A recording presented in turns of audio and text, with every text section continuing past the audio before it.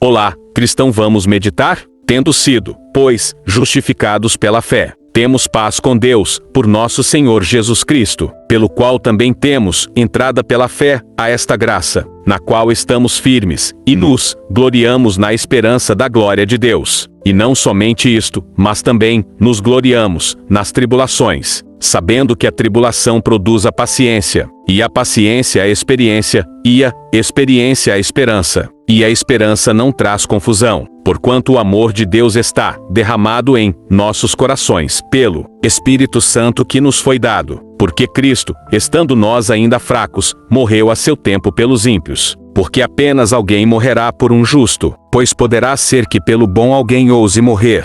Mas Deus prova o seu amor para conosco, em que Cristo morreu por nós, sendo nós ainda pecadores. Logo muito mais agora, tendo sido justificados pelo seu sangue, seremos por ele salvos da ira. Porque se nós, sendo inimigos, fomos reconciliados com Deus pela morte de seu Filho, muito mais, tendo sido já reconciliados, seremos salvos pela sua vida. E não somente isto, mas também nos gloriamos em Deus por nosso Senhor Jesus Cristo, pelo qual agora alcançamos a reconciliação. Portanto, como por um homem entrou o pecado no mundo, e pelo pecado a morte, assim também a morte passou a todos os homens, por isso que todos pecaram, porque até a lei estava o pecado no mundo. Mas o pecado não é imputado, não havendo lei. No entanto, a morte reinou desde Adão até Moisés, até sobre aqueles que não tinham pecado, à semelhança da transgressão de Adão, o qual é a figura daquele que havia de vir. Mas não é assim o dom gratuito como a ofensa. Porque, se pela ofensa de um morreram muitos,